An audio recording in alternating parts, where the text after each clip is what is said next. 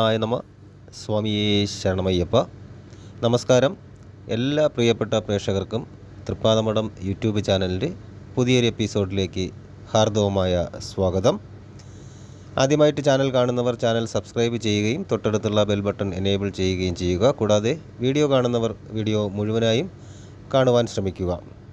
ഇന്നത്തെ വിഷയം തിരുവോണം നക്ഷത്ര ജാതകർക്ക് ഈ ജൂലൈ മാസത്തിൽ വരുന്ന ശുഭാശുഭ ഫലങ്ങൾ ഏതൊക്കെ രീതിയിലാണ് ജാതകനിൽ വന്ന് ഭവിക്കുന്നത് എന്നുള്ളതിനെക്കുറിച്ചാണ് പറയുന്നത്. അതിനു മുന്നായി ഗ്രഹസഞ്ചാരങ്ങൾ ഒന്ന് പരിചയപ്പെടാം. 2024 ജൂലൈ മാസത്തിൽ 15-ാം തീയതി വരെ ആദിത്യൻ മിഥുന രാശിയിലും 16-ാം തീയതി കർക്കിടകം രാശിയിലും സഞ്ചരിക്കുന്ന സമയമാണ്. തിരുവാതിര, പുണർദം, പൂയം എന്നീ ഞാറ്റുവേലകൾ ജൂലൈ മാസത്തിലുമുണ്ട്. ജൂലൈ 1 തിങ്കളാഴ്ച അശ്വതി നക്ഷത്രമായിരിക്കും. ജൂലൈ 31 ചന്ദ്രൻ രാശിചക്രഭ്രമണം ഒരു വട്ടം പൂർത്തിയാക്കി രോഹിണി നക്ഷത്രത്തിലേക്ക് എത്തുന്നു. ജൂലൈ 5 അമാവാസിയും ജൂലൈ 21 പൗർണമിയും സംഭവിക്കുന്നു. ചൊവ്വ മേടം രാശിയിലാണ് മാസാദ്യം.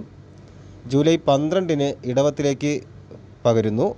ബുധൻ കർക്കിടകത്തിലാണ് സഞ്ചരിക്കുന്നത്. ജൂലൈ 19 ചിങ്ങം രാശിയിലേക്ക് സംക്രമിക്കും. ബുധന് ജൂലൈ മാസത്തിൽ മൗഢ്യം ഇല്ല എന്നുള്ളതാണ്. ശുക്രൻ മിഥുനത്തിലാണ് സഞ്ചരിക്കുന്നത്.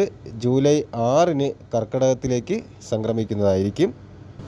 ജൂലൈ 31 വരെ അവിടെ തന്നെയായിരിക്കും തുടരുന്നത്. ജൂലൈ 8 2 മാസമായി തുടരുന്ന ശുക്രൻ്റെ മൗഢ്യം അവസാനിക്കുകയും ചെയ്യും. വ്യാഴം ഇടവം രാശിയിൽ രോഹിണി നക്ഷത്രത്തിലും ശനി കുംഭം രാശിയിൽ പൂരുട്ടാതിയിലുമായിരിക്കും സഞ്ചരിക്കുന്നത്. രാഹു മീനം രാശിയിലും കേതു കന്നി രാശിയിലുമായി അപ്രദക്ഷിണ ഗതിയിൽ തുടരും. എന്നാൽ ജൂലൈ 8 രാഹു രേവതിയിൽ നിന്നും ഉത്രട്ടാതിയിലേക്ക് പ്രവേശിക്കുന്നുണ്ട്. 2025 മാർച്ച് പകുതി വരെ രാഹു ഉത്രട്ടാതിയിൽ തന്നെയായിരിക്കും സഞ്ചരിക്കുന്നത്. ശരാശരി പറയുമ്പോൾ 8 മാസമാണ് രാഹുവും കേതുവും ഒരു നക്ഷത്രത്തിൽ തുടരുന്ന കാലഘട്ടം എന്ന് പറയുന്നത്. കേതുവിന് മാറ്റമുണ്ടാകത്തില്ല. എന്നാൽ കേതു അത്തം 3-ാം പാദത്തിൽ നിന്നും 2-ാം പാദത്തിലേക്ക് മാറും എന്നുള്ളതാണ്. ജൂലൈ 8 ഈ വർഷം ഒക്ടോബർ പകുതിയോടെ കേതു അത്തത്തിൽ നിന്നും ഉത്രത്തിലേക്ക് മാറ്റം സംഭവിക്കുമെന്നുള്ളതാണ്. ഈ ഗ്രഹനിലയെ മുൻനിർത്തിയാണ് തിരുവോണം നക്ഷത്ര ജാതകരിൽ വരുന്ന ഫലങ്ങൾ ഏതൊക്കെ എന്നുള്ളത് പറയുന്നത്. മാസത്തിൻ്റെ തുടക്കം മുതൽ തന്നെ ജാതകർക്ക് വെല്ലുവിളികൾ നിറഞ്ഞ പലതരം സാഹചര്യങ്ങളെയും നേരിടേണ്ടതായി വരും എന്നുള്ളതാണ്. ജോലികൾക്കൊക്കെ തടസ്സപ്പെടാനുള്ള സാധ്യത വളരെ കൂടുതൽ. ജോലികൾക്ക് ശ്രമിക്കുന്നവർക്കും അല്ലെങ്കിൽ ജോലിയിൽ തുടരുന്നവർക്കുമൊക്കെ കുറച്ച് ബുദ്ധിമുട്ടുകളും തടസ്സങ്ങളുമൊക്കെ വന്നു ചേരാനുള്ള സാധ്യതകളുണ്ട്. കൂടാതെ തന്നെ സുഹൃത്തുക്കളുമായിട്ടുള്ള കാര്യങ്ങളും സുഹൃത്തുക്കളുമായിട്ടുള്ള പ്രശ്നങ്ങൾ വന്നു ചേരാനുള്ള സാധ്യത ഈ സമയത്തുണ്ട്. ജോലി സ്ഥലത്ത് തന്നെ സ്ത്രീകളുമായിട്ട് ഇടപെടുമ്പോൾ വളരെയധികം ശ്രദ്ധിക്കേണ്ട ഒരു സമയമാണ്. സ്ത്രീകളുമായിട്ട് ഇടപെടുമ്പോൾ അതുവഴി അപവാദ ശ്രവണങ്ങൾ ഉണ്ടാകാനുള്ള സാധ്യതയും കൂടുതലായിരിക്കും ഇപ്പോൾ. കൂടാതെ തന്നെ ആരെങ്കിലും നിങ്ങളുടെ ഒരു പെരുമാറ്റവും സംസാരവും ആ രീതിയിൽ ഉള്ള സംസാര കാര്യങ്ങളൊക്കെ നമ്മൾ പറയുന്നതല്ല മറ്റൊരാൾ കേൾക്കുന്നത് എന്നുള്ള രീതിയിൽ വളച്ചൊടിക്കാനൊക്കെ ഉള്ളൊരു സാഹചര്യം വന്നു ചേരും.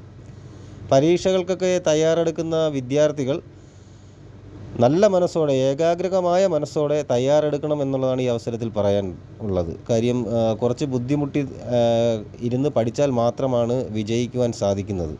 മാസത്തിൻ്റെ 2-ാം പകുതിയിൽ സാമ്പത്തിക കാര്യങ്ങളിൽ കൂടുതൽ ശ്രദ്ധിക്കേണ്ടതുണ്ട്.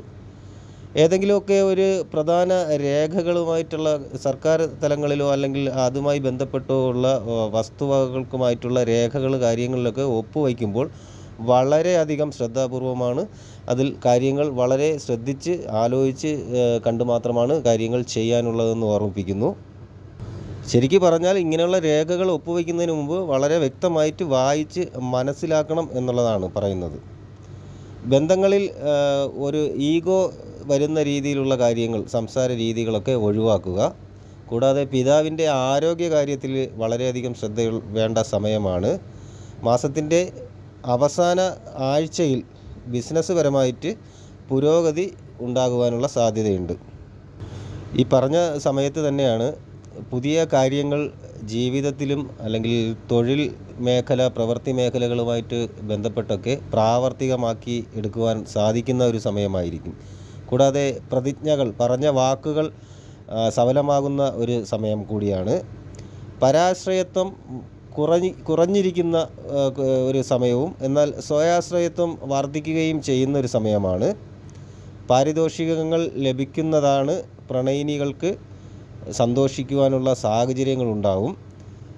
പാരിതോഷികം വഴി പ്രേമബന്ധങ്ങളിൽ വളരെയധികം സന്തോഷം നിലനിൽക്കുന്ന ഒരു സമയം കൂടിയായിരിക്കും.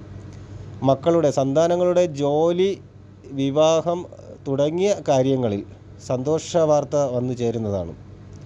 എഴുത്തുകാർക്ക് അല്ലെങ്കിൽ കലാപ്രവർത്തകർക്ക്, സാഹിത്യവുമായി ബന്ധപ്പെട്ടവർക്കൊക്കെ കൂടുതൽ രചനകൾ നടത്തുവാനുള്ള സമയമാണ്. ഊഹക്കച്ചവടത്തിൽ നിന്നും ആദായം വർദ്ധിക്കുന്ന ഒരു സമയമായിരിക്കും. മാസത്തിൻ്റെ രണ്ടാം പകുതിയിൽ കുറച്ച് അലച്ചിൽ, അധിക ചെലവുകൾ, ചെറിയ രീതിയിലുള്ള ആരോഗ്യ പ്രശ്നങ്ങൾ എന്നിവയ്ക്കൊക്കെ സാധ്യത ഉണ്ടാകും. ഈ പറഞ്ഞ രീതിയിൽ തന്നെ ആരോഗ്യ സംരക്ഷണത്തിൻ്റെ ഭാഗമായിട്ട് പ്രാണായാമം, യോഗ, വ്യായാമം എന്നിവ ശീലിക്കുന്നത് ഈ സമയത്ത് വളരെ ഉത്തമമായിരിക്കും. പറയുന്ന ആശയങ്ങളും ചെയ്യുന്ന കാര്യങ്ങളും അന്യർക്ക് ഉപകാരപ്രദമാകും എന്നുള്ളതാണ്.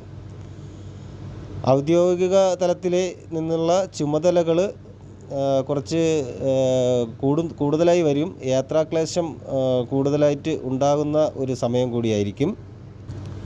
വിദ്യാർത്ഥികൾക്ക് നല്ല രീതിയിലുള്ള പഠനം കാഴ്ചവെച്ച് കഴിഞ്ഞാൽ ഉദ്ദേശിച്ച വിഷയത്തിൽ ഉപരിപഠനത്തിന് സ്ഥാനം ലഭിക്കും എന്നുള്ളതാണ് കൂടുതലായിട്ട് പറയുന്നത്. ചില കാര്യങ്ങളിൽ മാത്രം അകാരണമായിട്ടുള്ള കാലതാമസം അനുഭവപ്പെടാനുള്ള സാധ്യതയുണ്ട്. ഉദ്യോഗാർത്ഥികൾക്ക് ഞാൻ നേരത്തെ പറഞ്ഞതുപോലെ കുറച്ച് തൊഴിൽ തടസ്സങ്ങൾ ഉണ്ടാവുമെങ്കിലും ഏതെങ്കിലും രീതിയിൽ വരുന്ന ഉദ്യോഗം ചിലപ്പോൾ ലഭിച്ചെന്നിരുന്നാൽ തന്നെയും ശമ്പളം കൃത്യമായിട്ട് ലഭിക്കുവാൻ കാലതാമസം അനുഭവപ്പെടും. അത് വ്യാപാര വിപണന രംഗത്തും ആ രീതിയിൽ തന്നെയായിരിക്കും വന്നു ചേരുന്നത്. വലിയ രീതിയിലുള്ള മുതൽ മുടക്കിയിട്ടുള്ള സംരംഭങ്ങൾ, വ്യവസായ സംരംഭങ്ങൾ ഈ സമയത്ത് ചെയ്യുന്നതിൽ നിന്നും പിന്മാറി നിൽക്കുന്നതായിരിക്കും ജാതകർക്ക് വളരെ നല്ലത് എന്ന് ഞാൻ പറയുന്നത്. കാര്യം കുറച്ച് നഷ്ടങ്ങൾ സംഭവിക്കാനുള്ള സാധ്യതയുണ്ട്. അതുപോലെ തന്നെ തർക്കപരമായ കാര്യങ്ങളിൽ ഇടപെടുന്നത്, സാഹസികമായിട്ടുള്ള പ്രവൃത്തികൾ ചെയ്യുന്നത്, പണം കടം കൊടുക്കുന്നത്, അല്ലെങ്കിൽ ഏതെങ്കിലും ഒരു ആവശ്യത്തിന് വേണ്ടിയിട്ട് ജാമ്യം നിൽക്കുന്നത്, അമിതമായ ആത്മവിശ്വാസം എന്നിവയൊക്കെ ഈ സമയത്ത് ഒഴിവാക്കുന്നതായിരിക്കും വളരെ നല്ലത് എന്ന് പറയുന്നത്. അപ്പോൾ ഈ രീതിയിലാണ് 2024 ജൂലൈ മാസത്തിൽ തിരുവോണ നക്ഷത്ര ജാതകർക്ക് വരുന്ന ശുഭവും അശുഭവുമായ ഫലങ്ങൾ എന്ന് പറയുന്നത്. നിങ്ങൾക്ക് ഈ വീഡിയോ ഉപയോഗപ്രദമാണെന്ന് തോന്നിയാൽ വീഡിയോ മറ്റുള്ളവർക്ക് കൂടി ഷെയർ ചെയ്ത് കൊടുക്കുക, വീഡിയോ ലൈക്ക് ചെയ്യുക. കൂടാതെ നിങ്ങളുടെ വിലയേറിയ അഭിപ്രായങ്ങൾ, നിർദ്ദേശങ്ങൾ എന്നിവ കമൻ്റായിട്ട് രേഖപ്പെടുത്തുക. എല്ലാ നല്ലവരായ പ്രേക്ഷകർക്കും ഈശ്വരൻ നല്ലത് മാത്രം വരുത്തട്ടെ എന്ന് പ്രാർത്ഥിക്കുന്നു. ശുഭദിനം നേരുന്നു. നന്ദി, നമസ്കാരം.